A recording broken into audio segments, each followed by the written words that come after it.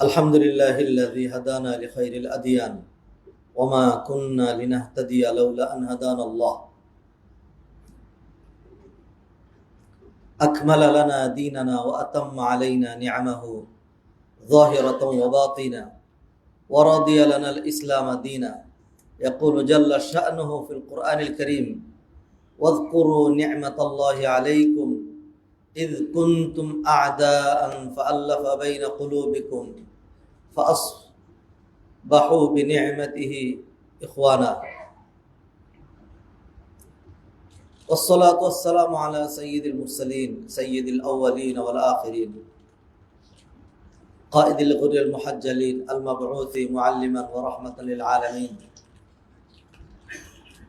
نبينا محمد بن عبد الله بلغ الرسالة وأدى الأمانة ونصح الأمة وكشف الغمة وتركنا على المحجة البيضاء ليلها كنهارها لا يزيغ عنها إلا هالك اللهم صل وسلم وبارك على سيدنا محمد وعلى آل محمد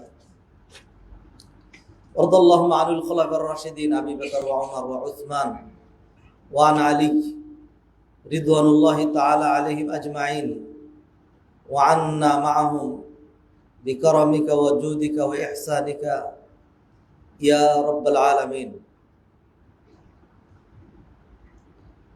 أما بعد فإن خير الحديث كتاب الله وخير الهدي هدي نبينا محمد صلى الله عليه وسلم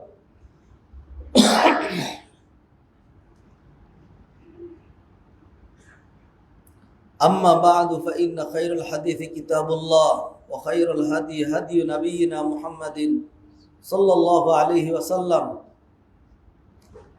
وشر الأمور محدثاتها وكل محدثة بدعة وكل بدعة ضلالة وكل ضلالة في النار يا أيها الذين آمنوا اتقوا الله حق تقاته ولا تموتن إلا وأنتم مسلمون يا أيها الناس اتقوا ربكم الذي خلقكم من نفس واحدة وخلق منها زوجها وبث منهما رجالا كثيرا ونساء واتقوا الله الذي تساءلون به والأرحام إن الله كان عليكم رقيبا يا أيها الذين آمنوا اتقوا الله وقولوا قولا سديدا يصلح لكم أعمالكم ويغفر لكم ذنوبكم ومن يطع الله ورسوله فقد فاز فوزا عظيما ثم أما بعد يقول جل شأنه في القرآن الكريم بعد أعوذ بالله من الشيطان الرجيم يا أيها الذين آمنوا قوا أنفسكم وأهليكم نارا وقودها الناس والحجارة عليها ملائكة غلاظ شداد لا يعصون الله ما أمرهم ويفعلون ما يؤمرون وقال رسول الله صلى الله عليه وسلم ألا كلكم راع وكلكم مسؤول عن رعيته أو كما قال عليه الصلاة والسلام الحمد لله الحمد لله الحمد لله মুসল্লিয়ানে কেরাম দিনদার মুত্তাকি পরহেজগার ভাই ও বোনেরা আল্লাহ সুবহানাহু ওয়া তাআলা আমাদেরকে বরাবরের ন্যায় আজও জুমার ফরদিয়া গুরুত্ব ফজিলত অনুধাবন করে অন্যান্য ভাইদের পূর্বেই খতিব সাহেব খুতবা শুরু করার আগে প্রতিযোগিতামূলক আমাদেরকে মসজিদে আসা বসা সময় কুরবানি করা ধৈর্য ধারণ করা সলাতের জন্য অপেক্ষা করা তৌফিক এবং সুযোগ করে দিয়েছেন আলহামদুলিল্লাহ। জুমার দিন এটা সপ্তাহের অত্যন্ত গুরুত্বপূর্ণ দামি ইবাদত আনন্দ খুশি ঈদের দিন সাপ্তাহিক ঈদের দিন জুমা এই জুমার দিনেই আদমকে সৃষ্টি করা হয়েছে এবং জুমার দিনই কিয়ামত হবে। জুমার দিন সৃষ্টির সকল কিছু এই জুমার দিনটাকে ভয় পাইতে থাকে। না জানি এই জুমার দিন আজকেই না জানি সব ধ্বংস হয়ে যায়। এই জুমার দিন আল্লাহ সুবহানাহু ওয়া তাআলা যারা জুমার সালাত আদায় করে তাদের জন্য শুধু সালাতের মর্যাদা, ফজিলত, সওয়াব তা ব্যবস্থা রাখেননি, আরো এক্সট্রা অনেক মর্যাদার সুযোগ রেখেছেন। মর্যাদাটিকে নবীজি সাল্লাল্লাহু আলাইহি সাল্লাম একটা হাদিসে 5টা ক্যাটাগরিতে বিভক্ত করেছেন। যারা প্রথম প্রহরে মসজিদে চলে আসে, আমাদের সমাজের আধুনিক নব্যাধুনিক বুদ্ধিজীবী, তথাকথিত বুদ্ধিজীবী, যাদের কথা হলো যাদের খায়া কোনো কাম নেই, বেকুব শ্রেণীর, যারা এরকম জুমার দিন 11টায় 10:30টায় মসজিদে হারামে তো দেখবেন 8টার সময়, যারা চিন্তা করে আমি সামনে যাব, তার 8টা ছাড়া কোনো উপায় নাই। 10টায় গেলেন তো এবার আপনি দৌড়াইতে থাকেন আর ঘাবড়াইতে থাকেন, আর ভিতরে ঢুকতে পারলাম না, এরকম ভাবতে হয়। লক্ষ লক্ষ মানুষ আমাদের দেশের প্রেক্ষাপটে 11টা 11:30 এটা প্রথম প্রহর। যারা এরকম আগে চলে আসে, নবী মুহাম্মদ রাসূলুল্লাহ সাল্লাল্লাহু আলাইহি সাল্লাম তাদেরকে উৎসাহিত এবং পুরস্কৃত করার জন্য একটি চমৎকার উদাহরণ পেশ করলেন। নবীজি বললেন, মান হাদারা ফিস সাআতিল উলা ফাকান্নামা ক্বাররাবা বাদানা। যারা প্রথম প্রহরে মসজিদে চলে আসে তারা যেন আল্লাহর রাস্তায় কুরবানি করার জন্য সবচেয়ে দামি, সবচেয়ে বড় যেই প্রাণী দিয়ে কুরবানি হয় সেই কুরবানিটা পেশ করলো। সে যেন আল্লাহর রাস্তায় একটা উট কুরবানি দিল, সবটা তার এরকম বড় হবে। উটের চেয়েও বড় জন্তু আছে হাতি, কিন্তু হাতি দিয়ে কি কুরবানি চলবে? এই জন্য নবীজি হাতির কথা বলেন নাই। আচ্ছা, এরপরে নবীজি বললেন যারা দ্বিতীয় প্রহরে আসবে তারা যেন একটা গরু কুরবানি পেশ করলো। তৃতীয় প্রহরে যারা আসলো তারা যেন একটা বকরি কুরবানি পেশ করলো। কুরবানি তো 3টা জন্তু দিয়েই হয়, উট, গরু, বকরি। বকরির যত জাত আছে সব এটার মধ্যে পড়ে। গরুর জাত যা আছে মহিষ গরুর মধ্যে পড়ে। এইগুলি তো। মুরগি দিয়ে কুরবানি হয় না, কিন্তু নবীজি সাল্লাল্লাহু আলাইহি সাল্লাম সবটাকে ক্লাসিফিকেশন করে দেখাচ্ছেন, এইভাবে কমতে থাকে। যারা চতুর্থ প্রহরে আসে তারা যেন আল্লাহর রাস্তায় একটা মুরগি কুরবানি পেশ করলো। আর এর উপরে যারা খতিব সাহেব খুতবা শুরু করে দিবেন, এর আখ্যান দিয়ে যারা চলে আসছে, ধরেন 100 জন, 200 জন, 300 জন, অথবা এর আগে ধরেন 15-20 মিনিটে যারা আসলো, তারা যেন আল্লাহর রাস্তায় একটা ডিম কুরবানি পেশ করলো। আচ্ছা, ডিম দিয়ে কুরবানি পৃথিবীর কোথাও বৈধ? ডিম আর মুরগির কুরবানি নাই। এখানে সবের ক্লাসিফিকেশন বোঝানো হয়েছে। উটের চাইতে আরো বৃহৎ, আরো বড় যদি কোনো জন্তু থাকতো, যেটা দিয়ে নবীজি সাল্লাল্লাহু আলাইহি সাল্লাম বেশি সব বোঝানোর, তাহলে হয়তো নবীজি সেটা ব্যবহার করতেন।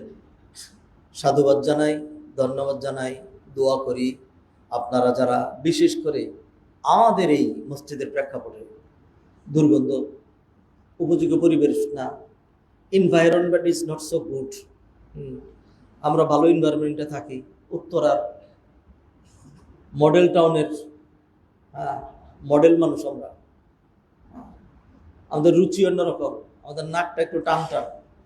এরপরেও যারা কষ্ট করে আল্লাহর ঘর মসজিদে প্রথম, দ্বিতীয়, তৃতীয়, চতুর্থ, পঞ্চম প্রহরে যারা চলে আসছেন, আল্লাহ সুবহানাহু ওয়া তাআলা আপনাদেরকে মর্যাদার যে ঘোষণাটা নবীজি দিলেন, সেই মর্যাদা 1000 গুণ, লক্ষ গুণ, কোটি গুণ বাড়িয়ে দিন।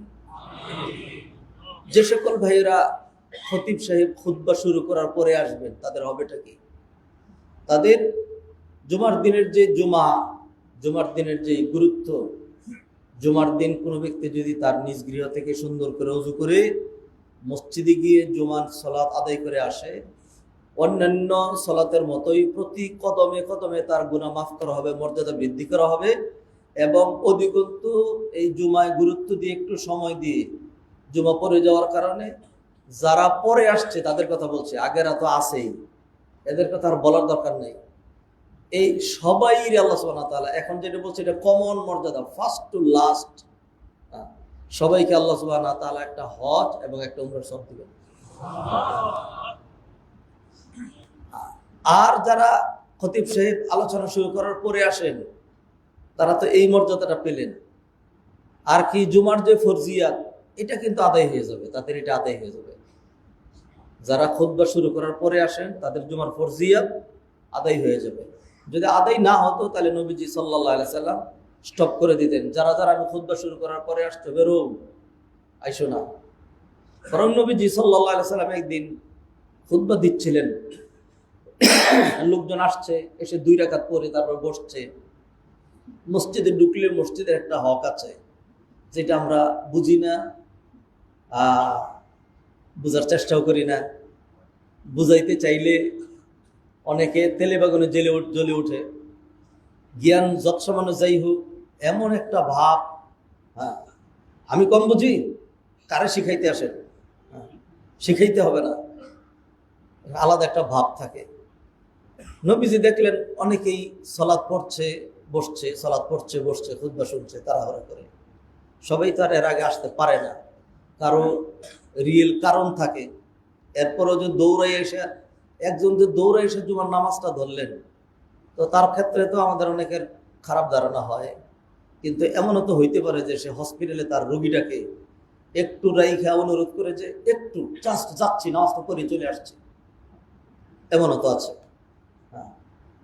এরকম কত ভাই জুমার আগে দিয়ে আমাদেরকে ফোন করেন, আমার মা অসুস্থ, আমি তাকে নিয়ে হসপিটালে আছি। ঠিক আছে ভাই, আসা দরকার নেই, ওইখানে তাকে সেবা দেন যতটা বেশি পারেন। এক সময় করে জুমার তো করবোই, বেরোবো ওইখানে কাছেই করবো, তো তিনি তো একটু জুমায় যেতে দেরি হতেই পারেন। তো যাই হোক, মুআজ্জাজ হাদিরিন, যারাই জুমায় আসবে হজ উমরার সওয়াব তারা পাবে, তাদের জুমার ফরজিয়াত সব আদায় হয়ে যাবে। তবে আপনারা যারা প্রতিযোগিতা করে আগে আসেন, আইসা বসে থাকেন, এইটা যে কত বেশি মর্যাদা, আল্লাহ সুবহানাহু ওয়া তাআলা আপনাদের সেই মর্যাদাটাকে আরো বাড়িয়ে দেন। সম্মানিত ভাইয়েরা, আল্লাহ সুবহানাহু ওয়া তাআলা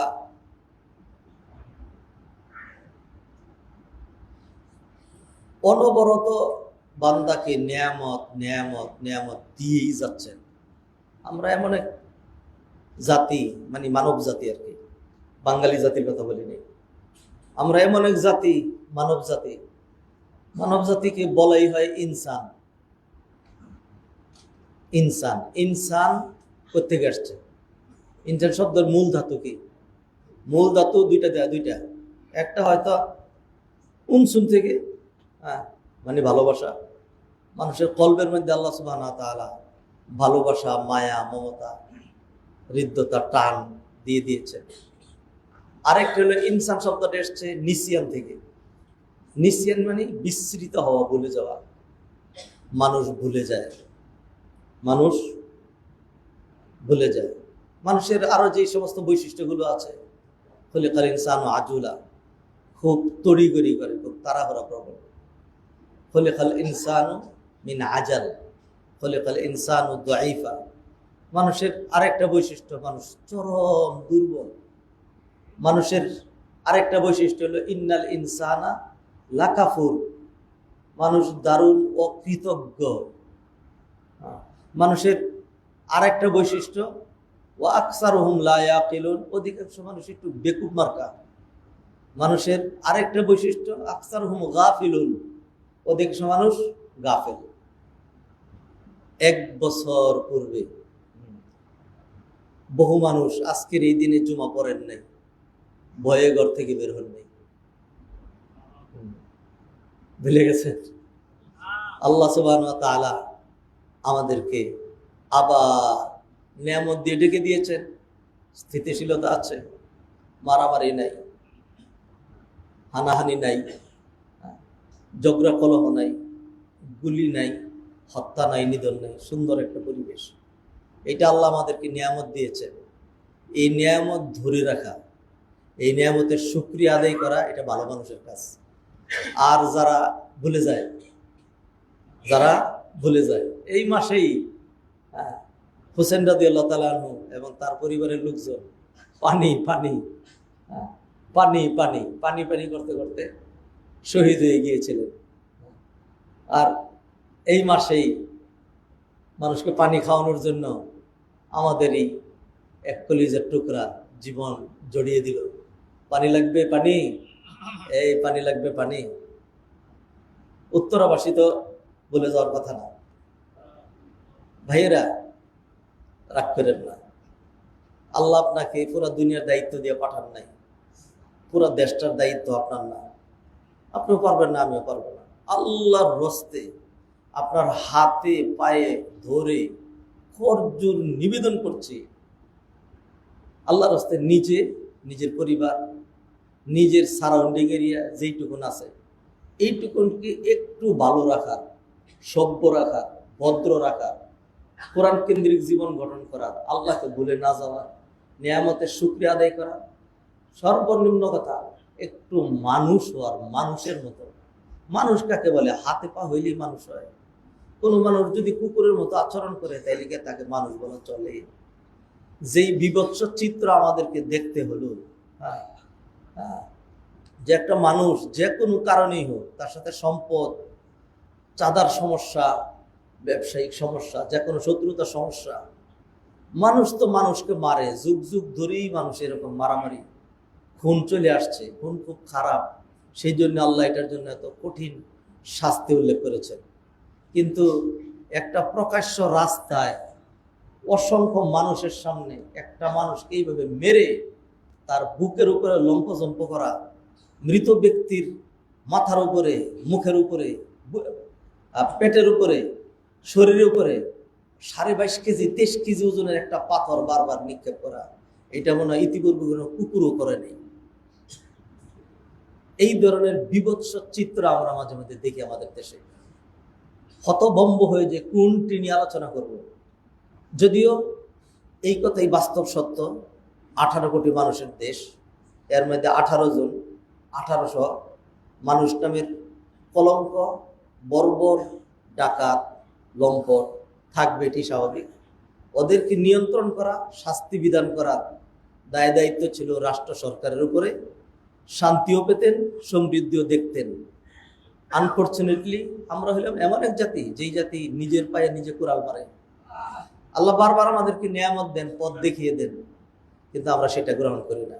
যদি কোনোভাবে কোরআনের 1-2টা বিধান আপনারা জারি করতে পারতেন, আমি হিন্দু ভাইদেরকে বলি, আপনারা অনুরোধ করুন আমাদের সরকারকে যে ইসলামী আইন প্রতিষ্ঠা করুন। ও হিন্দু ভাই, তাইলে আপনি দেখতেন যে আপনার স্বাধীনতা, আপনার নিরাপত্তা, আপনার অধিকার, রাইট কতটা সমুন্নত থাকে। আল্লাহর রাস্তে বলি, একজন হিন্দু ভাইকেও বলি, এবং যারা হিন্দু প্রেমিক তাদেরকে প্রাধান্য দেন, তাদেরকেও বলি, আল্লাহর রাস্তে বলবেন, নিজের জ্ঞানের সাথে প্রতারণা করেন না। মানুষ হয়ে অমানুষের মতো কথা বলেন না। কোনো খতিব, কোনো আলেম, মাদ্রাসার ছাত্র, দিনদার, সত্যিকারের হাজি, এরা কোনোদিন কোনো মন্দিরে গিয়ে কোনো মূর্তি ভাঙচুর করা, হিন্দুদের উপর মারামারি করা, তাদের মেয়েদেরকে, সুন্দরী মেয়ে নিয়ে তাদের চরিত্র নষ্ট করা ইত্যাদি আল্লাহর রাস্তায় একটা দৃষ্টান্ত বাংলাদেশে দেখাইতে পারবেন না। কেউ এই কাজগুলো করে না। যারা করে, ওরা করে, এরপরে দুষ কাদের? করবো আমি, দুষ্টাপ আরেকজনে করে। আউযুবিল্লাহি মিনাশ শাইতানির রাজিম। চুরি সিনাজুরি এই সমস্ত কাজগুলো করে। হিন্দু ভাই সহ সকল বাংলাদেশিদের নিবেদন করছি, আপনি যে পার্টিরই হন, আমি যদি এখন খুব কড়া একটা খুতবা দিই, এক খুতবায় বাংলাদেশের সকল খতিবাজকে খুব কড়া একটা খুতবা দিলেন, এক কথায় শুধু ইসলামী এই পার্টিটাই চলবে, আর কোনো পার্টি চলবে না, এইটাই, আর নিলে কোনো কথাই নেই। এক যুগের সমস্ত খতিবরা যদি খুতবা দেয়, তাইলেও কি আগামীকাল থেকে অন্যান্য বৈষয়িক পার্টি, খারাপ পার্টি, দল যেগুলো আছে বন্ধ হয়ে যাবে? জীবনে হবে না। আপনি যত চেষ্টা করেন ফু দিয়া বাংলাদেশ থেকে বিশাল তাবলিগ জমাত, না তাবলিগ করতে দিবেন না, একেবারে কিছুই করতে পারবেন না, থাকবেই। যতই মনে করেন বাংলাদেশে জামাত ইসলাম নামক একটা পার্টি না, আমি শুনতে পারি না, আপনি কি করবেন? ফু দিয়ে উড়াই দিবেন, এরকম উড়াইতে উড়াইতে নিজে মিলে যাবেন। হ্যাঁ, করবেন না। হ্যাঁ, চরমনের বিশাল দল আছে, এই ধরনের অন্যান্য সাধারণ দল যেগুলি বড় বড়, আমি নাম না নিলে তো কোনো অসুবিধা নেই, এগুলো আছে, ছিল, থাকবে। তো এই সব কিছুর ঊর্ধ্বে উঠে নিজের দেশের জন্য, জাতির জন্য, নিজের জন্য, আর নিজেদের ফিউচারের জন্য, সন্তানদের সুন্দর ভবিষ্যতের জন্য একটা অনুরোধ করেন, একটা অনুরোধ, যে আমরা কিছু চাই না, কিচ্ছু চাই না, মাত্র কোরআনের 2টা আইন, অথবা এক কথায় কোরআনের শাসন ব্যবস্থা। না না না, সর্বনাশ। কোরআনের শাসন, কোরআনের বিধিবিধান তো খুব খারাপ জিনিস, এটা দরকার নাই। হ্যাঁ, শুধুমাত্র কোরআনের 2টা আইন। হ্যাঁ, 2টা আইন। কোনটা আইন? একটা হলো মৃত্যুদণ্ড, যেটা বহু দেশে মৃত্যুদণ্ড নাই।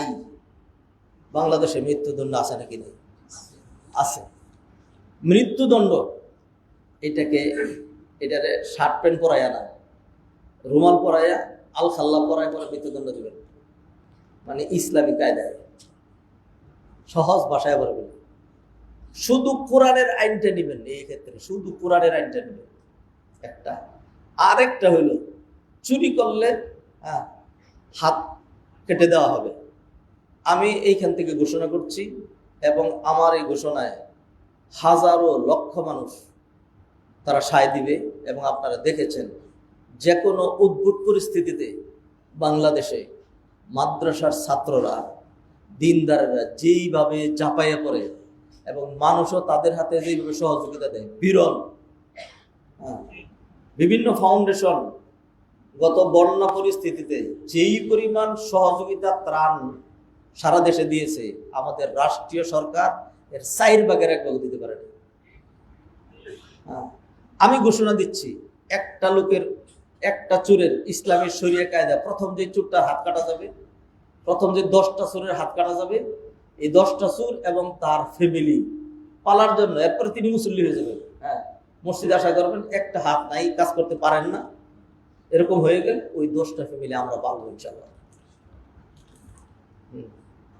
চোরটা আমাদের শত্রু না। তাকে যে শাস্তিটা দেওয়া হচ্ছে, এটা শুধু তারা কষ্ট দেওয়ার জন্য নয়, এটার 1% টার্গেট সে, আর 99% টার্গেট হলো অ্যানাদার পিপল। এটা দেখবে। আল্লাহ সুবহানাহু ওয়া তাআলা কি বলছেন? জাযাআম বিমা কাসাবা নাকালাম মিনাল্লাহ, আয-যানিয়াতু ওয়াজ-যানি ফাজলিদু কুল্লা ওয়াহিদিন মিনহুমা মিআতা জালদা ওয়ালা তা'খুযকুম বিহিমা রাফাতুন ফি দীনিল্লাহ। এরপরে বলেন ওয়ালিয়াশহাদ আযাবাহুমা তা'iফাতুম মিনাল মুমিনিন। ইসলাম, সমাজ, সোসাইটি, রাষ্ট্র, স্থিতিশীলতা, নিরাপত্তা, এইগুলিকে এত বেশি গুরুত্ব দিয়েছে, আপনি কল্পনাই করতে পারবেন না। যারা মনে করেছেন মানে কি, আপনাদেরকে আমরা মনে করিয়েছি নামাজ, দিন মানে হলো খালি নিচের দিকে তাকায় থাকবে, দিন মানে হলো সুবহানাল্লাহ কইয়া গিয়ে খালি জান্নাতে গাছ করবেন, শিরিক করে যে আপনি আর কোনোদিনই জান্নাতে যাইতে পারবেন না, অসুবিধা নেই। আপনার জান্নাতের ফল ফলাতে অন্যরা খাইব না। আমার কথা মনে বুঝতে সমস্যা হচ্ছে। আবার বলি, আমরা যারা আপনাদেরকে দিন ধর্মে এইভাবে বুঝাইছি যে সুবহানাল্লাহ কইলে জান্নাতে বিশাল গাছ হয়, ফল হবে, অনেক কিছু হবে, তো এইগুলি করতে থাকেন। আর আপনার যে 10টা শিরিক আছে, যে শিরিকের কারণে আপনি জান্নাতে যেতে পারছেন না, তা আপনাদের তো গাছের ফল ফলা দিকে খাবে, অন্যরা খাবে না। হ্যাঁ, কারণ হলো আমরা তো শিরিক শিখাই নাই, আকীদা শিখাই নাই। হ্যাঁ, যেগুলি জটিল, কঠিন, খরচ, গুরুত্বপূর্ণ, ইম্পর্টেন্ট, হ্যাঁ, সামাজিক ইস্যু, অর্থনৈতিক ইস্যু, রাষ্ট্রীয় ইস্যু, সেগুলোকে আমরা অবজ্ঞা করেছি। কোন খতিব যদি সমাজের বাস্তব চিত্র নিয়ে এখানে কথা বলে, মুসল্লিরা বলবেন নামায়ারা এখান থেকে, দৌড়া এখান থেকে। হ্যাঁ, আমরা কি ইসলামের জন্য আসছি? আজীবন বাপদাদার যুগ থেকে আমরা সারা জীবন নামাজও পড়ি, আবার অসভ্য বর্বরের মতো আচরণ করে মাপেও কম দেই, মানুষকেও ঠকাই, আরেকজনের জমি আমরা জোর দখল করে নেই। এইভাবে আমরা নামাজ পড়ে আসছি। উনি এখন কোন ইসলামের কথা বলেন যে আমি এগুলি করতে পারবো না? খেপে যাবেন। ইসলাম বুঝাইতে ব্যর্থ হয়েছি, অথবা বুঝতে ব্যর্থ হয়েছে। মনে করেছি একটু নামাজ, একটু রোজা, আর টাকা পয়সা হইলে একটু গিয়ে হজ করে আসা, আর উইন্ডুওয়ালা লুঙ্গি শাড়ি 2-3 হাজার বিতরণ করার নাম জাকাত। হ্যাঁ, এইগুলোই তো আমরা বুঝে আসছি। কিছুই বুঝেন না ইসলাম। ইসলাম একটা সোসাইটির নাম, ইসলাম একটা রাষ্ট্রের নাম, ইসলাম একটা সমৃদ্ধ অর্থনীতির নাম, ইসলাম একটা সামাজিক নিরাপত্তার নাম, ইসলাম একটা আত্মসম্মান বোধের নাম। আল ইসলামু ইয়ালু ওয়ালা ইউলা আলাইহি। হ্যাঁ, আল্লাহ সুবহানাহু ওয়া তাআলা কোরআনে কি বলছেন? ওয়া কালিমাতুল্লাহি হিয়াল উলিয়া। ইসলাম হলো সুপ্রিম পাওয়ারে থাকবে, উপরে থাকবে, আর বাকি সব কিছু নিচে থাকবে। আল্লাহ কোরআনে বলছেন, ইয়া আইয়ুহাল্লাযীনা আমানু কাতিলুল্লাযীনা ইয়ালুনাকুম মিনাল কুফফারি ওয়ালিয়াজিদু ফীকুম গিলযা ওয়া'লামু আন্নাল্লাহা মা'আল মুত্তাকিন। ও ঈমানদারেরা, এমন বীর বিক্রমে অস্ত্র হাতে নিবে, কাফেরদের বিরুদ্ধে সিংহের মতো গর্জে উঠবে, দেখলেই যেন তাদের পায়জামা নষ্ট হয়ে যায়, কলিজায় যেন প্রকম্পন ধরে যায়। হ্যাঁ, ওয়ালিয়াজিদু ফীকুম গিলযা। অন্য আয়াতে আল্লাহ সুবহানাহু ওয়া তাআলা কি বলছেন? যে তোমরা যারা কাফের, বেঈমান, মুশরিক, এমন ভাবে তাদের বিরুদ্ধে যুদ্ধ করবে যে হাত্তা ইউতুল জিজিয়াতা আন ইয়াদিন ওয়া হুম সাগিরুন। তোমাকে ট্যাক্স দিয়া নিচা হয়ে থাকবে, যে যেমনি বলবে। আচ্ছা, তোমাকে ট্যাক্স দিয়া তার ধর্মের উপরে হস্তক্ষেপ করা হবে না। ওমর ইবনে খাত্তাব রাদিয়াল্লাহু তাআলার সময় এমনই তো ছিল। যখন ইসলামী রাষ্ট্র আক্রান্ত হতে যাচ্ছে, ডেকে আনলেন অমুসলিমদেরকে, এই শোনো, তোমরা যে আমাদেরকে ট্যাক্স দেও, সেটার জন্য তো খালি আমরা ট্যাক্স নিয়ে, মুসলমানরা দিত জাকাত, মুসলমানদের আর ট্যাক্স দিতে হইতো না। ইসলামী শাসন ব্যবস্থা যদি হইতো, তাহলে আপনি তো এখন দুইটা দেন, দিনদার হওয়ার কারণে জাকাত দেন, আর কি করেন, আবার ট্যাক্স দেন। যদি ইসলামী রাষ্ট্র হইতো, তাহলে আর আলাদা ট্যাক্স লাগতো না। কারণ কি? কারণ হলো যেই জাকাত আদায় করা হইতো, এইটা দিয়ে সব কভার হইয়া রাষ্ট্র লাফাইয়া সামনে আগাইতে থাকতো। না বোঝার কারণে ক্ষতিগ্রস্ত হইবেন, কিন্তু বুঝবেন না তো। আল্লাহ মাফ করুন। ও মুসলিমরা, আমরা যুদ্ধের সম্মুখীন হচ্ছি, জানি না আমরা রোমানদের সাথে কুলায় উঠতে পারবো কিনা, তোমাদের নিরাপত্তা দিতে পারবো কিনা জানি না। আসো, লাইন ধরো, তোমাদের যে ট্যাক্সগুলো দিছিলা ফেরত নাও, নিয়ে যাও, তোমাদের দায়িত্ব ছেড়ে দিচ্ছি। আমরা বললাম ঠিক আছে আলাদা, তোমরা যদি মোর আল্লাহর কাছে কি জব দিব, যে দায়িত্ব তো নিছিলি, ওদেরকে টিকাইতে পারাস নাই কেন? ওমর ইবনে খাত্তাব রাদিয়াল্লাহু তাআলা যখন এইভাবে ঘোষণা করলেন, তখন অমুসলিমরা এসে কাঁধে কাঁধ মিলাইয়া হাতে হাত ধরে বললো যে কিসের ট্যাক্সের ফেরত দিচ্ছেন আপনারা? আমরা একই দেশের নাগরিক, একই সাথে মিলে আমরা রোমানদের বিরুদ্ধে যুদ্ধ করব, বিজয় আমরা সুনিশ্চিত করবো ইনশাআল্লাহ, কাফেররা সহ। ওমর রাদিয়াল্লাহু তাআলা, এটার নাম ইসলাম। ইসলাম তো একরকম চিনছি, এখন যেটা পূর্ণাঙ্গ স্বরূপ কেউ যদি আপনার সামনে তুলে ধরে, যারাই তুলে ধরবে, আপনি তারাই তো দেখতে পারেন না, তারাই তো দেখতে পারেন না।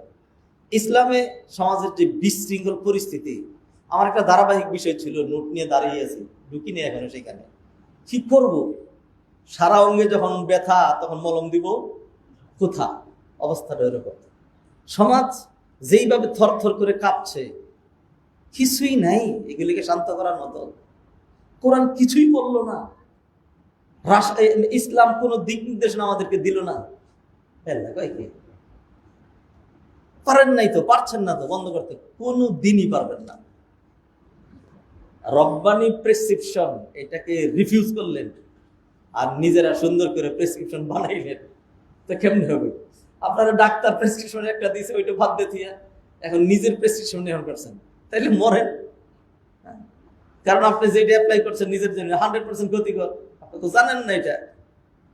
মাঝে মধ্যে নিজেরা মাতবরি করে ধরেন, কথার কথা, আমরা তো একটা অশিক্ষিত না, অজানা না। একটা ওষুধ খেয়ে ডাক্তার কাছে গিয়ে কি খাইছেন? এটা খাইছেন, সর্বনাশ, এটা খাইছেন কেন? আপনারা কে এটা খাইতে আপনার আরো সর্বনাশ হয়েছে। এবার বুঝছি যে ও এই কারণেই ডাক্তার ডাক্তার এবং খতিব ডক্টর পার্থক্য আছে। খুতবার জন্য আমি এইখানে, ডাক্তারের জন্য আমি না। আল্লাহ মাফ করুক। সম্মানিত ভাই বোনেরা, এই যে চাঁদা, এই যে বিশৃঙ্খলা সমাজে, সন্ত্রাসবাদ, আপনি জায়গা কিনেছেন, বাড়ি করবেন, বাড়ি করতে পারবেন না। হ্যাঁ, যে চাঁদা দিল না তাকেই মেরে ফেলছে। আরে বাবারে, মারা দরকার স্যার, উল্টাটারে কি শক্তি! মানুষ দেখছে 2-3 জন মিলে একজনকে মারছে, সে যে আগায় যাবে সেটাও পারলো না।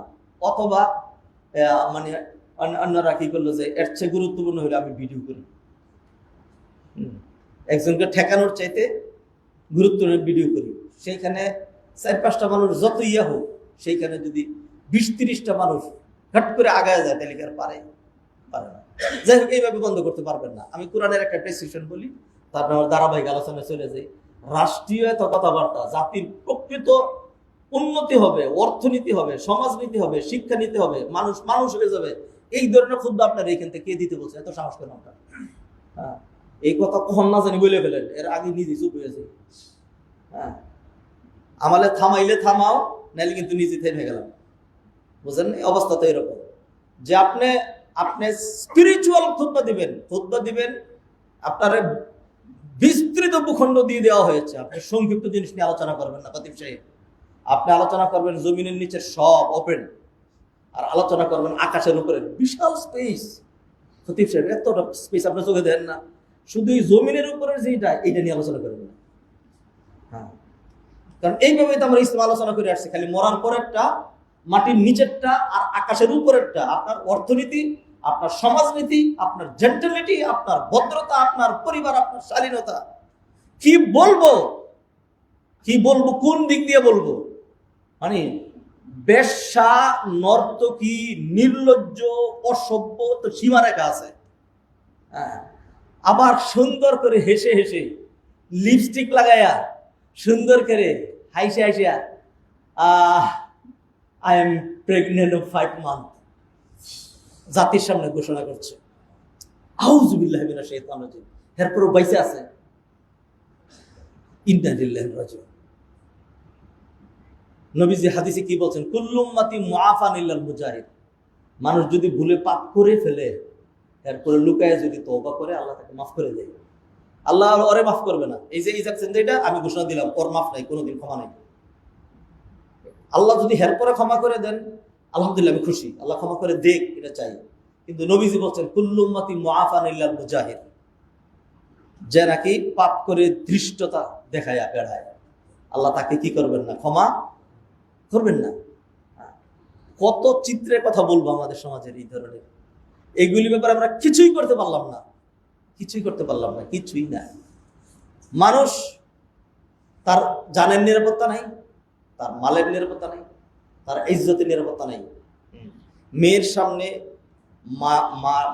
মায়ের উপর সেই রকম আচরণ, মায়ের সামনে স্বামীকে বেঁধে রেখে স্ত্রীর সাথে যেই ধরনের বিষয়গুলো আমাদের সামনে আসে, এরপরে কি মনে হয় যে এটা কোনো মানব সভ্য সমাজ?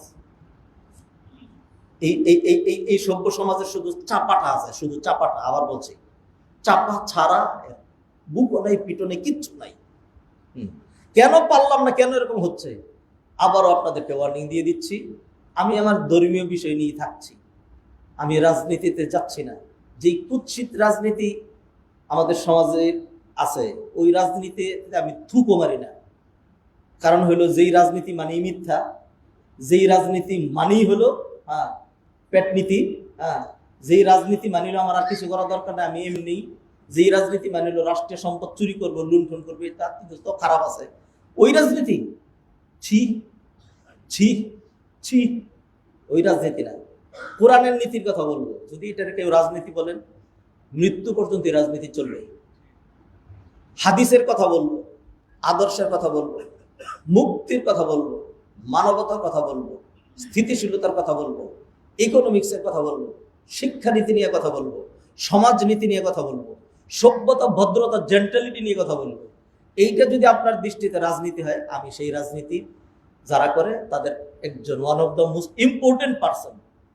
একেবারে লেগ টু হেড এই রাজনীতি দিয়ে এমন ভাবে ব্রাশ ফায়ার করে উড়িয়ে দিল, এই রাজনীতি দূর করতে পারবেন না। হাতদের মধ্যে আসেন। আল্লাহ সুবহানাহু ওয়া তাআলা কোরআনের একটা আয়াত উল্লেখ করি। আল্লাহ সুবহানাহু ওয়া তাআলা বলেন, আউযু বিল্লাহি মিনাশ শাইতানির রাজীম, ইন্নামা জাযাউল লাযীনা ইউহারিবুনাল্লাহা ওয়া রাসূলাহু ওয়া ইয়াসআউনা ফিল আরদি ফাসাদান আন ইউকাত্তালু আও ইউসাল্লাবু আও তুকাত্তাআ আইদিহিম ওয়া আরজুলুহুম মিন খিলাফ আও ইউনফাউ মিনাল আরদ। যারা জমিনে বিপর্যয় সৃষ্টি করবে, চুরি, ডাকাতি, ছুরি মারা, জিনা ব্যভিচার করা, স্থিতিশীলতা নষ্ট করা, রাষ্ট্রের বিরুদ্ধে অস্ত্র ধারণ করা, রাষ্ট্রীয় স্থিতিশীলতা নষ্ট করার চেষ্টা করা, মানব জাতিকে কষ্ট দেওয়া, কেউ বাড়ি করছে সেখানে বাধা দেওয়া, স্বাধীনভাবে কেউ ব্যবসা করছে সেইখানে তার শাটার বন্ধ করে দেওয়া ইত্যাদি সহ যাবতীয় অনাচার যা আছে সেইটাকে আল্লাহ সুবহানাহু ওয়া তাআলা একটা ফাসাদ শব্দ দিয়ে তুলে ধরেছেন। আল্লাহ বললেন যারা এরকম করবে তাদেরকে কি করতে হবে, তাদের কয়েকটা শাস্তির কথা বলছে। ইন্নামা জাযাউল লাযীনা ইউহারিবুনাল্লাহ ওয়া রাসূলাহু ওয়া ইয়াসআউনা ফিল আরদি ফাসাদা, আল্লাহ এবং নবীর দেওয়া শাশ্বত শান্তির বিধান উপেক্ষা করে এইগুলোর বিরুদ্ধে যারা ছুটবে আর জমিনে বিপর্যয় তৈরি করবে তাদের শাস্তি হলো আইয়ুকাত্তালু,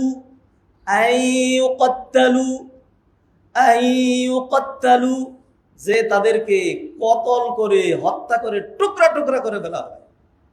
হ্যাঁ, ইউকাত্তালু এটা প্যাসিভ ভয়েস। আল কাতলু কতল করা, কতল, কতল আরবি শব্দ, কতল আরবি শব্দ। কাতালা সে হত্যা করলো, কত্তালা একটা তাবারা দিয়া, কতালা 3 অক্ষর সে হত্যা করলো। এবার 4 অক্ষর যদি হয় কাতালা 4 অক্ষর, 2টা তা এখানে কাত্তালা, তায়ের মধ্যে তাসদীদ, তার মানে হলো সে হত্যা করে করে টুকরা করলো। এই যে কয়েকদিন পরে পরে পারা যায় মেরে ফেলছে ব্যবসায়ীতে। হ্যাঁ হ্যাঁ, ওই যে কক্সবাজারের মুরগির ব্যবসায়ী তারা মেরে ফেলে পরে তারা 2 টুকরা করে বস্তার ভিতরে করে ঢুকে আমার গাইতে রাখছে। এর আগে 27 টুকরা পাইছিলাম এরকম করে। তো ভালো মানুষকে এরকম হত্যা করে। আল্লাহ বলছেন কেউ যদি এরকম ছিনতাই, রাহাজানি, খুন, খারাপি, চুরি সিনাজুরি, জিনা ব্যভিচার করে আবার আইসা ক্যামেরার সামনে হাসি দেয়, তাইলে সাথে সাথেই তারা হত্যা করে টুকরা টুকরা করে ফেলা হবে। এলে একটা আমার শাস্তি। আও ইউসাল্লাবু, অথবা মেরে তাকে ওই চৌরাস্তা, আমাদের থেকে, অথবা 3 রাস্তার মোড়, চৌরাস্তার মোড়, অথবা ওই যে 7 রাস্তার মোড়, ওইখানে বিশাল বড় বাঁশ দিয়া হ্যাঁ তারা শুলে চড়ায় রাখা হবে। আধুনিক সিস্টেমে আপনার ধরেন ওই যে কেরেন আছে ইরানে যেটা করে, হ্যাঁ ওই কেরেন টানা দিয়ে একেবারে লাশ এত উপরে উঠে রাখে যে চতুর্দিক থেকে যাতে সবাই দেখে, কারণ এটা কোরআনের বিধান। ওয়ালিয়াশহাদু আযাবাহুমা তাইফাতুম মিনাল মুমিনিন। হ্যাঁ, তো এইটা আনিও কত্তাল্লাহু ওয়া ইউসাল্লাবু। আর যদি মনে করা হয় যে না এত এত জটিল দরকার নেই, মাইরা ফেলা দরকার নেই, মানে যারা বিচারক তারা এটা ফাইনাল করবে। কোন বিচারক? এসকে সিনহা। হিন্দু মুসলমানদের মানে ইয়া হইতে পারে, বিচারক হইতে পারে, বানাইছেন তো তারা। এরা বানায় সমস্ত স্বার্থ সিদ্ধি করে যখন দেখছেন যে না হিন্দু হইলেও তো সে মুসলমানের মতো এত খারাপ না। আবার বলি, যখন দেখছেন যে মুসলমান মতো তো খারাপ না, তখন তারে আর দেশে থাকতে দেওয়া যাবে না। শেষমেশ তারও স্বরূপ আর আপনারও স্বরূপ, সকল স্বরূপ আল্লাহ বের করে দিলেন। আল্লাহ মাফ করেন। বিচারকরা ফয়সালা করবেন এটা। বিচারক কারা? যার কাছে কোরআন এবং হাদিসের পর্যাপ্ত নলেজ আছে, কতটুকুন অপরাধের কারণে শুলে দেওয়া হবে, কোনটার কারণে তাকে টুকরা টুকরা করা হবে, অথবা কোনটার কারণে এরপরে শাস্তিতে যাওয়া হবে। কি? আউ তুকাত্তা আইদিহিম ওয়া আরজুলুহুম মিন খিলাফ, ডাইন হাত আর বাম পা। হাত মানে গুড়া থেকে না, হাতের কবজি থেকে। এটা নবীজি আমল করে বাস্তবায়ন করে দেখিয়ে দিয়েছেন। হাতের এক অর্থ হলো আঙ্গুল, হাতের আরেক অর্থ হলো কবজি পর্যন্ত, হাতের আরেক অর্থ হলো কনুই পর্যন্ত। ওয়া আইদিয়াকুম কুনতুম ইলা সালাতি ফাগসিলু ওয়ুজুহাকুম ওয়া আইদিয়াকুম ইলাল মারাফিক, আরেকটা হলো একদম শোল্ডার পর্যন্ত। তো শোল্ডার পর্যন্ত না, হাত কাটা মানে তার কবজির এখান থেকে কাটা। আর পা মানে পুরা পা না, এটা হলো পায়ের গোড়ালি থেকে কেটে দেওয়া, দুই দিক থেকে বিপরীত দিক থেকে কেটে দেওয়া হবে। চুরি করলে, যদি চুরি করে সে অপরাধ করছে কিন্তু সিনাজুরি করে না, এই জন্য তার এক হাত কাটা যাবে। আর যে নাকি মাস্তানি করছে সে সিনাজুরি করছে, এই জন্য তার একটা কাটা হবে না, তার দুইটা বিপরীত দিক থেকে কেটে দেওয়া হবে। হ্যাঁ, আও তুকাত্তা আইদিহিম ওয়া আরজুলুহুম মিন খিলাফিন আও ইউনফাউ মিনাল আরদ, অথবা তাকে দেশান্তরিত করে দেওয়া হবে। দেশান্তরিত করে দেওয়া, দেশান্তরিতের ব্যাখ্যা এটা আগেকার দিনের মানুষ ভালো বুঝবেন। আগে যেরকম বিভিন্ন দ্বীপ, এরকম দ্বীপ ছিল যেখান থেকে আর আসা যায় না, এরকম দ্বীপে তাকে পাঠিয়ে যাবে, ওই নিজ থেকে দিন বাইসা থাকে থাকবে, ওই করে যাবে যাক। এরকম আমাদের এখন দেশান্তরিত সিস্টেম আছে, যদি ইসলামের উল্টা লেখেন, হ্যাঁ এরকম সেরকম করেন, তাহলে আপনারা দেশান্তরিত করা হবে কোথায়? আমেরিকায়, লন্ডনে, জার্মানিতে, অস্ট্রেলিয়ায়।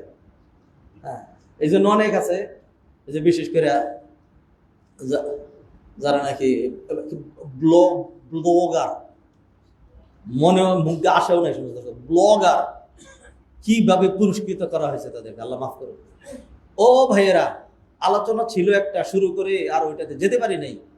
ওই সমসাময়িক প্রেক্ষাপট নিয়েই কথা বলছি। এই যে প্রেক্ষাপট, সমসাময়িক এই অবস্থা, এটাকে একদম ইগনোর করে কোন রকম সেই দিকে আপনি তাকাবেন কেন? ওইদিকে আমরা আছি না? আপনারা কি পুরা ডিম করছেন থেকে? হ্যাঁ, রাজনীতি করে আপনাদেরকে দেশটাকে কোথায় নিয়ে গেছেন? হ্যাঁ, 55 বছর হয়ে যাচ্ছে, এখনো পর্যন্ত দেশের কিছুই করতে পারলেন না, চুরি ছাড়া কিছুই করতে পারলেন না। এই যদি রাজনীতি হয়, তো এই রাজনীতির দেশে আমি বলি, আমার সামনে একটা পাঠা বানায় নিয়ে আসেন, একদম জবাই করে, যে এই রাজনীতি আমার জমিনে চলবে না, শেষ। রাজনীতির খেতা করি, আল্লাহ মাফ করেন, এটার নাম রাজনীতি? জাতির মাথার উপরে আপনি মানে আগুন ধরে, সেখানে আপনি আপনার ডিমটা দিয়ে খাবেন, আপনি এটার নাম রাজনীতি? ইন্না লিল্লাহি ওয়া ইন্না ইলাইহি রাজিউন। সেই দুঃখে বলছি, এই সবই বন্ধ হতো, চুরিও বন্ধ হতো, জিনা বন্ধ হতো, হত্যা রাহাজানি বন্ধ হতো, রাষ্ট্রীয় উন্নয়ন সবকিছুই হতো। এদেশের কি নাই? আপনাদের ভালো মানুষ ভালো লাগে না? এই যে এই এক বছরে, এইবারের শুধুমাত্র হজ ব্যবস্থাপনা, এইবারের একজন হুজুর, আপনারা কেমনে জানি ওই আন্দোলনের কারণে একটা হয়েছে যে না, এত উপদেষ্টার মধ্যে একটা হুজুর না নিলে খারাপ দেখা যায়, তো একটা হুজুর ঢুকাইছিলেন, সেই হুজুর দেখিয়ে দিয়েছে হজ ব্যবস্থাপনায়। এই যে সাউথ এশিয়ার মধ্যে এবার বাংলাদেশ, নিরাপত্তা, সুন্দর অর্গানাইজেশন, সকল নিয়ম ফলো করা, হাজিদের সকল কিছু মিলিয়ে সৌদি আরব র্যাঙ্কিং করেছে বাংলাদেশ 1 নম্বর। এরপরে এখন প্রায় 9 কোটি 8.5 কোটি টাকা যারা হজ করে চলে আসে উঠছে, এটা এবার তাদেরকে আবার জনপ্রতি ফেরত দেওয়া হয়েছে। কি গাদা হুজুর! হ্যাঁ, এইটা একটু হয়েই তো যায়। হ্যাঁ, হয়েই তো যায়। হ্যাঁ, দুগুণ কোন জায়গায় দিতে পারতে জানাই আছে।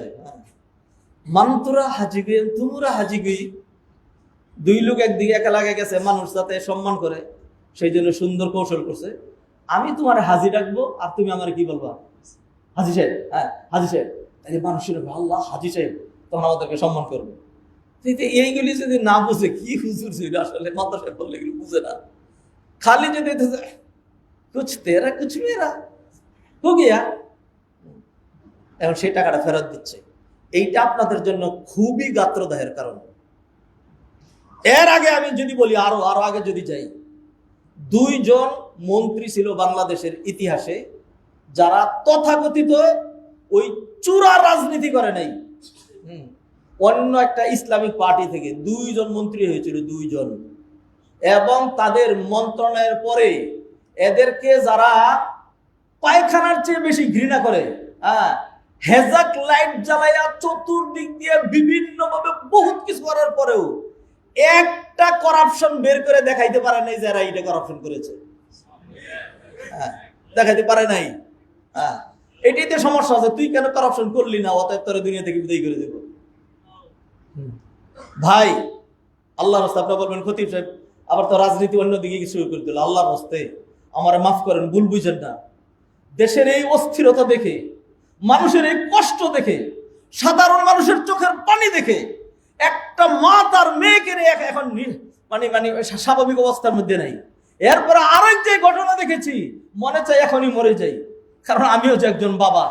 যখন একটা মেয়ে আদালতের দাঁড়ায়া তার বাবা মাকে যেই সমস্ত শব্দ সে ইউজ করেছে, তুমি খুব ইংরেজি শিখেছো, এই ধরনের ইংরেজির মুখে জুতা দিয়ে পিটাইতে থাকলে তো জুতার অপমাননা হবে। যা আমরা দেখছি সেইগুলো থেকে দেশটাকে একটু ভালোর দিকে, কোথায় মানুষ পিছিয়ে আছে? কোথাও তো মানুষ পিছিয়ে নেই, আমরা ছাড়া। অথচ নিয়মিত যেই রেমিটেন্স আসছে আপনারা দেখছেন গত 2 দিনের, যে টাকার মান বাড়ছে, ডলার রেখেছে, টাকার মান বাড়ছে। লক্ষ লক্ষ কোটি কোটি চুরি করে পাচার করে দিয়েছেন, টাকার মান কমবে না তো কি হবে? যদি একটা স্থিতিশীল পরিবেশ হতো, একটু ভালো হতো, তাইলে এটার সুফল তো আমরা ভোগ করতাম, নিশ্চিন্তে বাড়ি করতাম, নিশ্চিন্তে ব্যবসা করতাম, নিশ্চিন্তে চলাফেরা করতাম। আমার মেয়েটা স্কুল থেকে মাদ্রাসা থেকে ফেরত আসবে, আমি কষ্ট করে দৌড়াইয়া রাস্তার গ্রামে, না রে মা, মা না খাই বইয়ে থাক, আমি না আসা পর্যন্ত বেরোইস না। আবার ডাবল টাকা খরচ করে সময় দিকে তাকে আমার আনার প্রয়োজন হতো না, আমি আমার ওয়ার্ক করতে পারতাম, রাষ্ট্রের উন্নয়ন হতো। যেহেতু হচ্ছে না, রন্ধ্রে রন্ধ্রে আমরা কষ্ট পাচ্ছি, সেই জন্য আমাকে ইসলামের এই নীতিগুলো আপনাদেরকে বলা দরকার।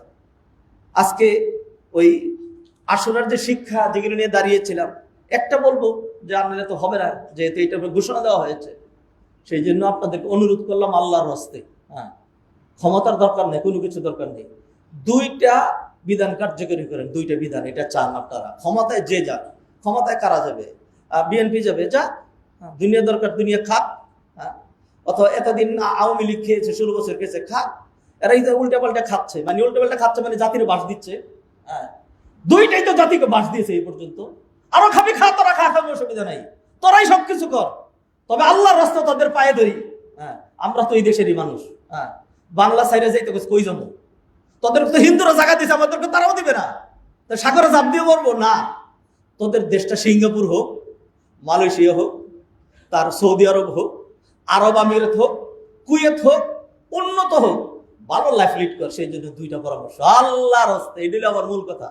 একটা হলো, একটা আইন বাস্তবায়ন আমরা চাই, সেটা হলো হত্যার বদলে হত্যা, কোরআনিক প্রক্রিয়ায় হত্যা হইতে হবে। হত্যা হচ্ছে বাংলাদেশে, ভালো মানুষকে হত্যা করা হচ্ছে। খারাপ মানুষগুলো যারা, এদেরকে একজনে ধরেন, সে যে খুন করছে, এটা বহুত মানুষ দেখছে, একদম স্পষ্ট। এরপরে 22 বছর পরে গিয়ে বিভিন্ন রকম আইনি জটিলতা, প্রক্রিয়া, এইটা সেটা, মানে হলো ওই যে হারামখোর জাজ যারা আছে, ওই যে হারামখোর উকিল যারা আছে, এইটা নিয়ে 22 বছর ব্যবসা করবে, এরপরে তার মৃত্যুদণ্ড দেবে। এই প্রক্রিয়া চলছে। কেন? যারা এই ধরনের হত্যা এবং অন্যায় যারা জড়িত, 1 সপ্তাহের মধ্যে তাকে কেন ফাঁসিতে দেওয়া হচ্ছে না? আপনারা কোরআনের প্রক্রিয়ায় আসেন, মৃত্যুদণ্ড তো দিচ্ছেন, এমন নয় যে বাংলাদেশে মৃত্যুদণ্ড নিষিদ্ধ, বাংলাদেশে মৃত্যু দিচ্ছেন, গড়ে একটা বছরে 1000 মানুষের বেশি আপনার মৃত্যুদণ্ড দিচ্ছেন। আল্লাহর রাস্তে 1000 মানুষের কথা আমরা বলি না, 2000 মানুষের কথা আমরা বলি না, 500 মানুষের কথা আমরা বলি না, আমরা সেইটা বলি যেটা আল্লাহ সুবহানাহু ওয়া তাআলা কোরআনে বলে দিয়েছেন, ওয়ালাকুম ফিল কিসাসি হায়াতুন ইয়া উলিল আলবাব লাআল্লাকুম তাত্তাকুন। ও ঈমানদারেরা, কিসাস কোরআনিক যে বিধান সেটা কার্যকরী করো, তাহলে তোমাদের জীবন বেঁচে যাবে। বাংলাদেশের মানুষ, আল্লাহর রাস্তায় একচেটিয়া খারাপ বলছি না, আমার দেশের 80 জন মানুষ ভালো, 2-4টা খারাপ, এরকম 2-4টা খারাপ সব সময় সব যুগেই থাকে। নবীজি সাল্লাল্লাহু আলাইহি ওয়াসাল্লামের জামানায় সবচেয়ে কম ছিল, সাহাবায়ে কেরামের জামানায়, পরে ধীরে ধীরে বাড়ছে। সমস্ত সমাজেই আছে। এইগুলো যারা ক্ষমতায় থাকবে, যারা নেতৃত্ব দিবে, তারা যদি ভালো হয়, এমন কঠিন শাস্তি দিবে। আফগানিস্তানের দিকে তাকায় দেখেন তো দেখি, আপনারই বাসা ছিল, তালেবান মানে হলো গরু ছাগলের শেখর। তালেবান তালেবান তালেবান তালেবান কি? তালেবান এত খারাপ কেন? আমি 2টা কারণ বলে নেই, খুতবা শেষ হয়ে যাচ্ছে, হয়তো আসর পারলামই না। তালেবান এত খারাপ এই জন্য, যেহেতু তালেবানরা রাশিয়ার বিরুদ্ধে যুদ্ধ করে বলছে মরে যাব, তবু মুসলিম ভূখণ্ড রাশিয়াকে দখল করতে দিব না, এই জন্য তালেবান খারাপ। যেহেতু আমেরিকা এবং নেটো বাহিনী এখানে এসে তাদের উপরে যেমনে পারছে এমনি যুদ্ধ করছে, আর তারা জান দিয়া 1000-2000 মারা গেছে, 1 লাখ 2 লাখ মারা গেছে, করতে করতে করতে করতে তাদেরকে বিতাড়িত করে এখন ইসলাম কায়েম করেছে। রাষ্ট্র নিরাপদ, মেয়েরা উচ্চ শিক্ষা শিক্ষিত হচ্ছে, কোন রকম ক্রাইম হচ্ছে না, সবচেয়ে কম ক্রাইম হচ্ছে, এবং তাদের টাকার মান অনেক সামনে এগিয়ে গেছে, আত্মসম্মান বুধ সম্পন্ন একটা রাষ্ট্র হয়েছে। অতএব তালেবান খারাপ হবে না, দেখে খারাপ হবে, কারণ আপনাদের চোখে তো সবসময় কালা চোখ, কালা চশমা, কালো চশমা। আপনি সাদার দিকে তাকে লিখি দেখেন, কালো দেখেন, তো এই খুব খারাপ এটা। আউযুবিল্লাহি মিনাশ শাইতানির। এইভাবেই তো আপনারা ইসলামকে খুব খারাপ চোখে দেখেন। আল্লাহর রাস্তে বলছি, তালেবানিরা, আফগানিরা কলব পাথরের মতো শক্ত, পাথরের মাঝখানে জন্ম। আরাবিয়ানরা পাথরের মাঝখানে জন্ম, কলব পাথরের মতোই শক্ত। আমার কলব, আমাদের দেশে একটা চুরের কলব, আমাদের সবার কলব। আমরা গাছগাছরা, পানি, নদ নদী, খাল বিল, নরম জমি, এইখানে আমাদের জন্ম। এই প্রকৃতির প্রভাব আমাদের শরীরের মধ্যে, আমাদের দেহের মধ্যে দারুণ ভাবে শেষরামি করতে পারি, মারাত্মক ধরনের কোনো ক্রাইম করতে পারি না। 10টা লোককে যদি কোরআনী প্রক্রিয়ায় হ্যাং করে দেওয়া হয়, 10টা হাত যদি কেটে দেওয়া হয়, আল্লাহ রাসূল বলছি 11 নম্বর লোক তালাশ করার জন্য আপনার হেজাক লাইট লাগাইতে হবে, খুঁজে পাবেন না। সেই জন্য বলছি, কোনো রাজনীতি না, কোনো নির্বাচন হয় না, কোনো কিছু হয় না, যেটাই হোক, আমার আপনার মনের কামনা কোরআনের 2টা বিধান কার্যকরী করেন। ক্ষমতা কারা চালাবে? হয়তো আওয়ামী লীগ চালাক, না হয় বিএনপি চালাক, অন্য কারও দরকার নেই, ভালো মানুষ যাওয়ারই দরকার নেই। যারা আদর্শবাদী যারা আছে, তো এরকম যারা আদর্শের কথা বলে, যারা দুর্নীতির বিরুদ্ধে বলে, যারা জুলুমের বিরুদ্ধে বলে, ওরা তো আমাদের দেশে টিকতে পারবে না। কারণ কেমনে টিকবেন? কেমনে টিকবেন? আপনি হলেন একজন, আর খারাপ হলো 10 জন। আর আপনার যেই মূলনীতি, এই মূলনীতির নাম হলো গণতন্ত্র। তার আব্রাহাম লিঙ্কনের গণতন্ত্রের উপর বমি করি, আব্রাহাম লিঙ্কনের ওই গণতন্ত্রের উপরে আমি বমি করি। ওইটা দিয়ে আপনি নির্ধারণ করবেন। 10 জন বুদ্ধিমান দেশের কল্যাণে বলবে যে এটা ভালো, ওনাকে প্রদান করা হোক। আর 100 জন 10 টাকা করে ঘুষ খাই গেল, না এটা হবে না, ওইটা বানানো, ওইটাই তো হয়ে গেল মেজরিটি মাস্ট বি গ্রান্টেড। আল্লাহ কোরআনে বলে দিয়েছে আকসারহুম ফাসিকুন, অধিকাংশই ফাসিক। আল্লাহ মাফ করুক। হাদিরিন মজলিস, মনের কষ্টের কারণে প্রতিটা পুরো সপ্তাহব্যাপী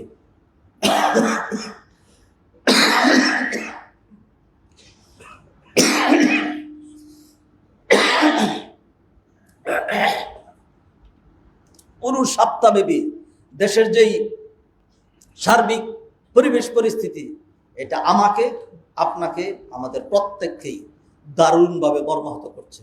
আর কত এরকম হইতে থাকবে? সেই জন্য সেটা বন্ধ করার জন্য কিছুই দরকার নেই। ক্ষমতা আপনি খান, সবকিছু আপনি করতে থাকেন, মানুষের সেবা যেহেতু এতই করতে চান, শুধু 2টা বিধান, যে কেউ ধরা পড়বে, চুরিতে যদি ধরা পড়ে তাহলে হাত কেটে দেওয়া হবে। অর্থাৎ তুমি যদি রাষ্ট্রের প্রধানমন্ত্রী হও, তোমার ছেলে হোক, তোমার মেয়ে হোক, তোমার ভাই হোক, তোমার জ্ঞাতি গোষ্ঠী হোক, যে কেউ হোক, চুরিতে ধরা পড়া হয়েছে, তুমিও যদি ধরা পড়ে তো তোমার হাত কেটে দেওয়া হবে। এরপর কেউ যদি হত্যার সাথে জড়িত হয়, হত্যা যদি করে, একজনকে হত্যার সাথে যদি 300 জন জড়িত হয়, 300 জনের গর্তে নড়ে দেওয়া হবে। এই 2টা বিধান যদি নেওয়া হয়, তাহলে আপনি দেখুন শান্তি পেয়ে যাচ্ছেন।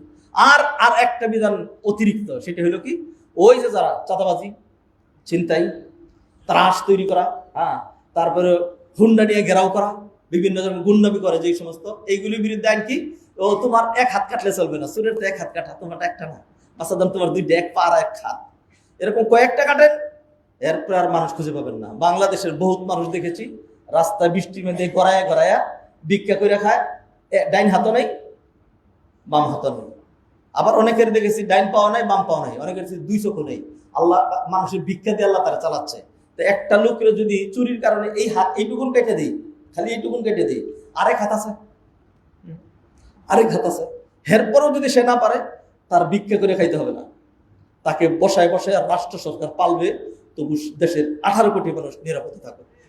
আল্লাহ আমাদেরকে যদি বলেন যে মুহররমের কথা কি আলোচনা করলেন, আশুরা আমাদেরকে এমন একটা শিক্ষা দিয়ে গেছে যে বাতিলের বিরুদ্ধে, অন্যায়ের বিরুদ্ধে এমন ভাবেই হুঙ্কার দিতে হবে, সেই হুঙ্কার দিতে গিয়ে যদি তোমার জান চলে যায়, তবু চলে যাবে, তুমি মরবে না। যারা বেঁচে থাকবে তারাই মরে যায়। এক কথা, সময় চলে গেছে, তবু এক কথা শুধুমাত্র শুনেন, ইয়াতাআইয়ানু ফালাহুল মুমিনি বিমাউতিহি ওয়া আকিবাতিহি লা বিমুলকিহি ওয়া যুলমিহি ওয়া তুলি বাকাইহি। একটা মানুষের সফলতা নির্ধারিত হয়, মুমিনের সফলতা সুনির্দিষ্ট হয় তার মৃত্যু এবং তার পরিণাম দিয়ে। শেষ ভালো যার, সব ভালো তার। লা বিমুলকিহি, রাজত্বের কারণে নয়, ওয়া যুলমিহি, জুলুমের কারণে নয়, ওয়া তুলু বাকাইহি, দীর্ঘদিন থাকার কারণে নয়। ফেরাউন 400 বছর পর্যন্ত কি বাহাদুরি টেনে দেখাইছে, সর্বশেষ আল্লাহ সুবহানাহু ওয়া তাআলা তার পরিণতি কি দিলেন, দেখাই দিলেন। হুসাইন রাদিয়াল্লাহু তাআলা আনহু, হুসাইন রাদিয়াল্লাহু তাআলা আনহু ওয়াল হাসান ওয়াল হুসাইন সাইয়্যিদা শাবাবি আহলিল জান্নাহ, জান্নাতের যুব সম্প্রদায়ের নেতৃদয় হলেন তারা। বাঁচলে হয়তো স্বাভাবিক বাঁচলে 2, 4, 5, 7, 8, 10 বছর বাঁচতেন, কিন্তু এজিদ বাহিনী, এজিদের অধীনের যারা ছিল তারা তাকে বাঁচতে দেয়নি।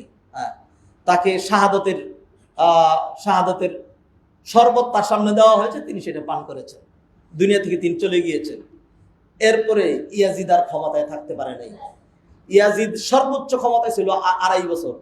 তো এইগুলি করতে করতে 2 বছরের মাথায় শেষ। হোসেন রাদিয়াল্লাহু তাআলা মারা গেলেন, এরপর আল্লাহ সুবহানাহু ওয়া তাআলা তার ক্ষমতার বালা করে খাওয়াই দিলেন, সেও শেষ। এমন অবস্থা হলো যে হোসেন রাদিয়াল্লাহু তাআলা মারা গিয়েছেন নাকি আজও জীবিত আছেন। হোসেন রাদিয়াল্লাহু তাআলা আজও জীবিত আছে। আমার নাতির নাম হোসেন, আপনার বাতিজার নাম হোসেন, অমুকের ছোট ভাইয়ের নাম হোসেন, অমুক হোসেন, হুসাইনের অভাব নাই। আর ওই যে উবাইদুল ইবনে জিয়াদ, ওই যে জালেম, ওই যে ফেরাউন, ওই যে হামান, ওই যে কারুন, হ্যাঁ, ওই যে আবু জাহাল, ওরা মরেছে তো মরেছে, for ever has gone to total destroy, even there name also, নামটা পর্যন্ত নাই। সেই জন্য সফলতা আপনি খুব দাম্ভিকতার সাথে দেখাচ্ছেন, এই করবেন সেই করবেন, এটার মধ্যে না। আপনার মৃত্যুটা কিরকম হবে খালি সেটাই ভাইবেন, মৃত্যুটা সেই জন্য ভাইবেন। হাদিরিন মাজলিস, গুড কনক্লুশন আজকে আর দিতে পারলাম না। এই ধরনের এই পয়েন্টে আরো কিছু আলোচনা থাকবে, আমরা সামনে আলোচনা কন্টিনিউ করব। আসুন, যেই আয়াত দিয়ে শুরু করেছিলাম সেটি হলো ইয়া আইয়ুহাল্লাযীনা আমানু কু আনফুসাকুম ওয়া আহলিকুম নারা। আসুন নিজেকে বাঁচাই, আসুন আমি ভালো হয়ে যাব ইনশাআল্লাহ, আমার ফ্যামিলিকে ভালো করার জন্য প্রাণান্তর চেষ্টা করব। আপনি ভালো হয়ে যাবেন ইনশাআল্লাহ, আপনার ফ্যামিলিকে ভালো করার চূড়ান্ত চেষ্টা করবেন। এরপর আমাদের দেশ অনেক খারাপ থেকে যাবে, থাকুক, পুরো দেশের দায়িত্ব আপনাকে দেওয়া হয় নাই। আপনি তো আর চেয়ারম্যানও না, আপনি তো মন্ত্রীও না, আপনি তো মিনিস্টারও না, আপনি পুলিশ প্রধানও না। প্রত্যেকেই তার রেসপন্সিবিলিটি, তার ক্যাপাসিটি অনুযায়ী আল্লাহর কাছে জিজ্ঞাসিত হবেন। নবীজি হাদিসে বলছেন, কুল্লুকুম রাইন, প্রত্যেকেই দায়িত্বশীল, ওয়া কুল্লুকুম মাসউলুন আন রাইয়াতিহি, everyone will be asked to Allah subhanahu wa ta'ala about his responsibility and his own activity, তার নিজের এবং তার অধীনস্থ যারা ছিল তাদের যে দায়িত্ব সেইগুলির ব্যাপারেই আল্লাহ সুবহানাহু ওয়া তাআলা জিজ্ঞাসাবাদ করবেন। আল্লাহ সুবহানাহু ওয়া তাআলা আমার জন্য, আপনার জন্য, আমাদের সবার জন্য কল্যাণ ফয়সালা করুন। আমাদের দেশটাকে আল্লাহ সুন্দর একটা দেশে রূপান্তরিত করুন। কি নাই আমাদের, বহুত কিছু আছে। নিয়মিত ফরেন রেমিটেন্স আসছে, কিচ্ছু লাগবে না। ফরেন রেমিটেন্স আর গার্মেন্টসের যেগুলি 18 কোটি মানুষ খেটে খায়, আলহামদুলিল্লাহ। এর মধ্যে যদি 500 লোক খারাপ থাকে, 500 লোককে বিদায় করে দেবো একদম, কোনো কথা ছাড়া। হ্যাঁ, সাংঘাতিক শক্ত হইতে হবে। আসেন একটা প্ল্যান প্রোগ্রাম করি, আর নাহলে আমার প্রধানমন্ত্রী বানায় দেন, 5000 লোক মেরে ফেলবো।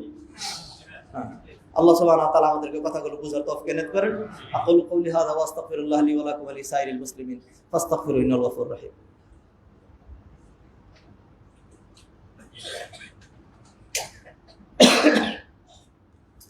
আলহামদুলিল্লাহি ওয়াহদাহু ওয়াসসালাতু ওয়াসসালামু আলা মান লা নাবিয়্যা বা'দা।